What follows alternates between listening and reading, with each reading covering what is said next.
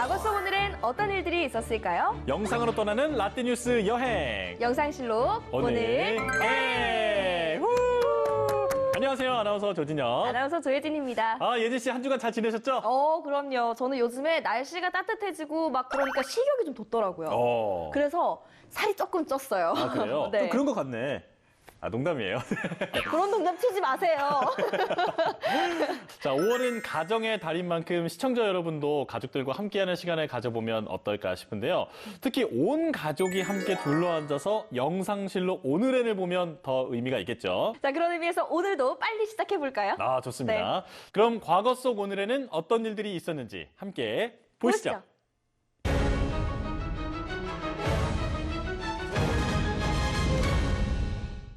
2021년 5월 9일 중국이 발사한 우주발사체 창정 5B호의 일부가 인도양으로 추락했습니다. 이때 우리도 굉장히 큰 이슈였잖아요. 네, 맞아요. 로켓의 일부가 우주에서 지구로 떨어진 거라면 사실 황당하기도 하고 너무나 위험했을 것 같아요. 굉장히 위험한 상황이죠. 중국 원창 우주기지에서 2021년 4월 29일에 로켓을 발사했는데요. 발사하고 나서는 로켓이 모듈 궤도 진입에 성공을 했어요. 네. 하지만 임무를 마치고 분리된 1단 로켓이 문제가 된 거였는데요. 정말 순식간에 하늘에서 날벼락이 떨어질 수 있는 게 아닌가 이런 상황이네요. 행복 우주정거장을 건설하기 위해 중국 로켓이 우주로 발사된 건데요. 로켓은 우주 상공에서 임무를 마친 뒤 통제불능의 상태가 됐습니다. 일반적인 로켓의 저단부는 이제 로켓에서 분리가 되는 즉시 공해상으로 낙하를 시작을 해요. 그리고 궤도에 진입한 로켓 추진제의 상단부는 발사 며칠 후에 통제 상태 하에서 대기권 재진입을 위한 점화를 시도하기 때문에 공해상에 낙하하도록 이제 조정이 되어 있거든요. 네. 그런데 통신이 끊기면 우주 어디론가 이렇게 날아가 버릴 것 같아요. 맞아요. 특히나 중국의 로켓은 일반 로켓처럼 낙하하지 않았고 어떤 일이 벌어질지 예측하기가 어려운 상황이었다고 합니다. 중국 로켓의 경우 모듈을 궤도에 올려놓은 이후 375km 상공에서 지구를 공전하기 시작하자 통신이 끊겨 통제불능 상태가 됐는데요.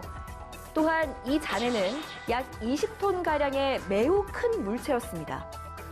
로켓 자체는 대기권 진입 시 주 연료 탱크를 비롯해 대부분이 연소에 사라지지만 로켓의 일부 부품들이 지상까지 도달할 가능성이 있는 상태였는데요. 결국 이렇게 지구를 공전하다가 인도양에 추락하게 된 거잖아요. 네.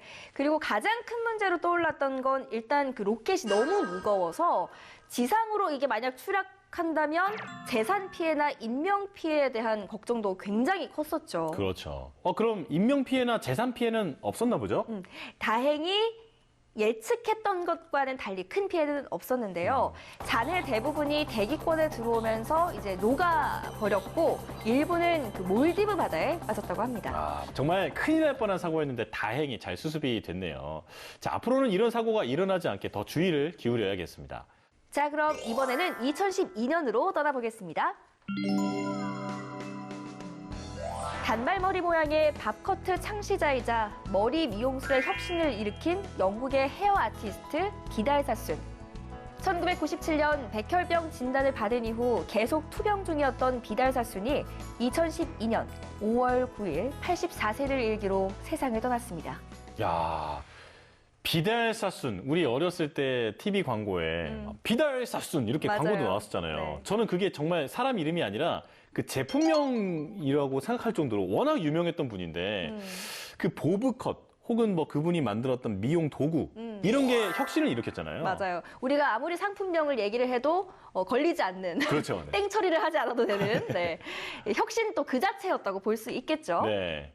비달 사수는 1963년 고전적인 보브에 자유를 넣은 새로운 헤어스타일을 만드는데요. 이른바 보브컷을 발표합니다. 그리고 머리만 감으면 바로 외출해도 되는 세련된 머리를 창조해 여성들을 롤러와 컬핀으로부터 해방시키기도 했는데요. 이후에 많은 헤어 디자이너를 양성했고 다양한 헤어 스타일링 기구도 만들었습니다.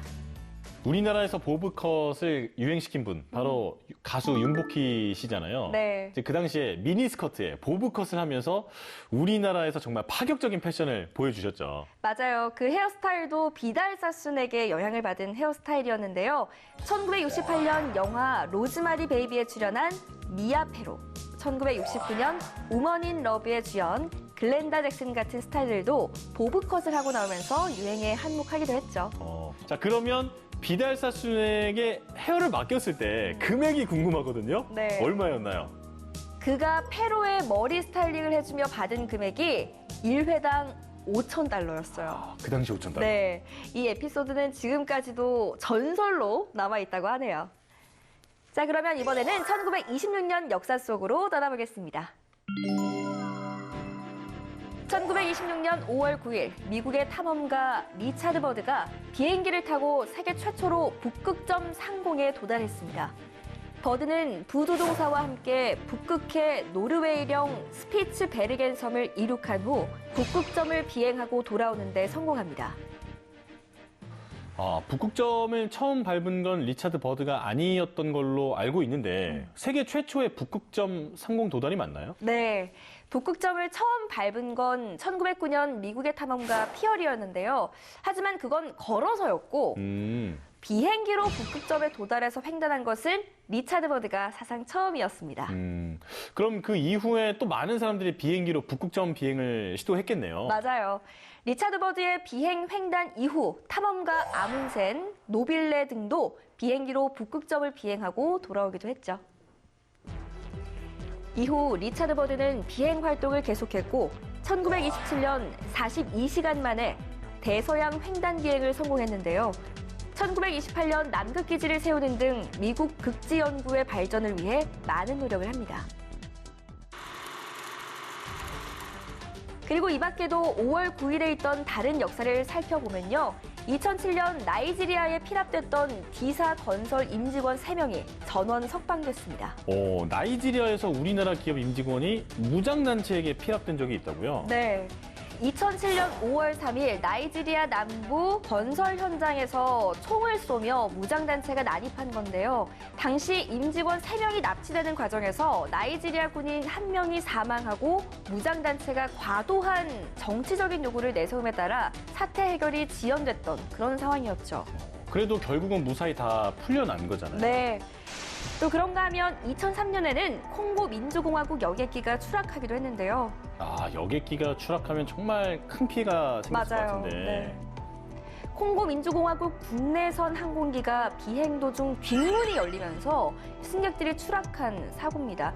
외신 보도에 의하면 160명이 사망했다고 밝혔지만 공항 관계자들은 희생자는 7명에 불과하다. 나머지 승객은 비행기 앞쪽으로 대피해서 사고를 면했다 이렇게 밝혔다고도 하네요. 왠지 믿음이 좀 가지는 않는데 누구의 말이 사실인지 모르겠지만 이런 사고가 다시는 발생하지 않아야겠습니다. 맞아요.